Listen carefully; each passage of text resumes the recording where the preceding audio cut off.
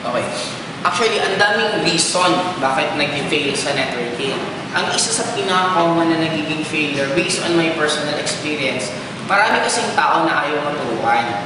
Ang malaking factor nga na nag-quit sa networking, normally yung magagaling na salesman. Mga matatalino, kasi sobrang talino nila, sa sobrang gagaling nila, hindi na sila maturuan. Kaya lang, take note, ang networking is a different field. Parang ganito yan eh. Kahit magaling kang taekwondista, nagta-taekwondo ka, nagpa-practice ka ng taekwondo, it doesn't mean magaling kang aikidista or aikido na ginagawa. Pareha siya martial arts, pero take note, magkaiba pa rin yung pinapractice. Magkaiba yung ine-exercise na katawan, magkaiba pa rin.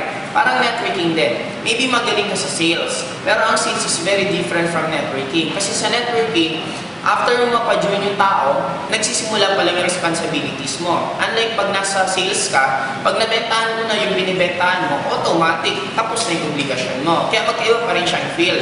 Ang iba pa nagiging common na reason bakit maraming nag-fail pa sa networking is ayaw mag-attend ng training. Gustong kumita ng malaki pero ayaw mag-attend ng training. Kaya anong mangyayari sa'yo?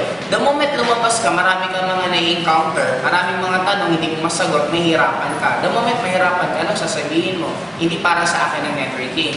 Pero kaya ka lang naman nahihirapan dahil sa sarili mo. Bakit? Hindi mo kasi ginawa yung tamang sistema. Kung tatanungin mo ako ano yung pinakamagandang tip, kung the moment para hindi ka mag-fail sa pag-network, simple lang, attendan mo lahat ng training, kung ano mismo yung mga tinuturo, especially ng mga resultado ng upline, yun na lang yung sundin mo.